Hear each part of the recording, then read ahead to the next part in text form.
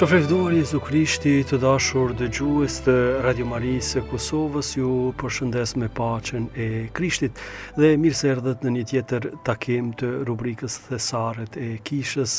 Në këtë seri takimesh po zbulojmë se në liturgji asgjë nuk është e rastësishme, edhe gjestet më të vogla kanë një domethënie të thellë shpirtërore. Sot do të ndalemi te një moment që ndodh në çdo meshë të shenjtë. Pas përgatitjes së bukës së të verës, ministranti, gjithsesi diakoni, i afrohet meshtarit me një enë të vogël me ujë. Meshtari lan majat e gishtinjve dhe në heshtje shqipton një lutje.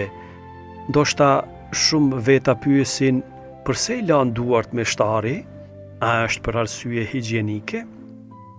Në të vërtetë jo. Ky gest quhet lavabo, sipas fjalës latine që do të thotë do të laj. Në popull themi lavabo, ai nuk është një larje për pastërti fizike, por një një shenjë e pastrimit të brendshëm. Në atë çast meshtari lutet në heshtje, më laje Zot prej çdo faj e më pastro prej çdo mëkati.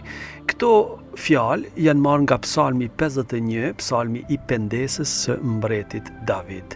Sa do më thënë se janë. Pak qaste më vonë, meshtari do të qëndroj para altarit për të kremtuar misterin më të madh të fesë sonë, Eukaristin. Prandaj, para se të vazhdoj, ai kërkon hyjit që ta pastroj zemrën e tij. Ky gest na kujton një të vërtetë shumë të rëndësishme. Askush nuk është i denj me forcat e veta për të kremtuar misterin e hyjit. Është meshtari, pra ai i cili ndërmjetëson për popull, edhe meshtari është një njeri që ka nevojë për mëshirën e Zotit. Edhe ai lutet, edhe ai kërkon falje, edhe ai mbështetet në hirin e hyjit. Sa bukur e shpreh këtë liturgjia. Para se të prek korpin, trupin dhe gjakun e Krishtit, meshtari nuk mbështetet te meritat e veta, ai mbështetet te mëshira e Zotit. Por ky gest nuk flet vetëm për meshtarin, ai flet edhe për secilin prej nesh. Sa herë afrohemi për të marrë kungimin e shenjtë, edhe ne jemi të ftuar të pyesim veten, apo afrohem me një zemër të pastër? Kisha na mëson se përgatitja për Eukaristin meshën e shenjtë nuk është vetëm e jashtme, nuk mjafton të jemi të pranishëm fizikisht, nevojitet edhe një përgatitje e zemrës.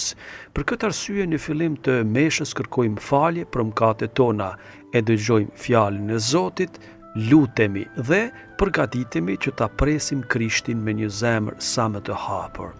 Larja e duarve të meshtarit na kujton se hyi nuk kërkon vetëm duar të pastra, ai kërkon një zemër të pastër. Siç lutet mbreti David, krijoje në mua o hy një zemër të pastër. Psalmi 51 rreshti 12. Kjo është lutja që duhet jetë në zemrën e çdo krishteri, jo vetëm para meshës, por çdo ditë, sepse të gjithë kemi nevojë për pastrimin që vetëm hyi mund të na jap. Herën tjetër, kur të shihni meshtarin duke larë duar gjatë meshës, mos mendoni për një veprim praktik. Mendoni për këtë lutje të heshtur dhe bëjeni edhe ju në zemrën tuaj. O Zot, më laj prej çdo faji e më pastro prej çdo mëkati që të jem i denj të mirëpres. Le ta përfundojmë me një lutje.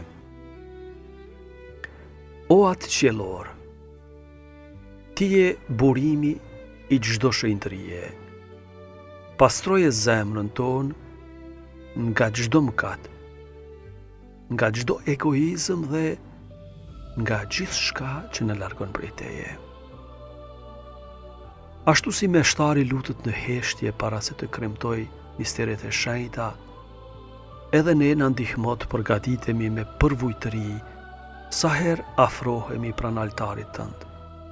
Na jep një zemër të pastër, që të duam me gjithë qenjen tonë, dhe ta pranojmë me gëzim birin tënd në Eukaristinë e shenjtë. Në emër të Atit, e të Birit, e të Shpirtit shenjtë. Amen. Faleminderit që ishit me ne në rubrikën Thesaret e Kishës, me ju ishte Domshtjefni deri në takimin ton të ardhshëm. Kujtoni se Hyi nuk shikon vetëm duart tona, por mbi të gjitha zemrën tonë.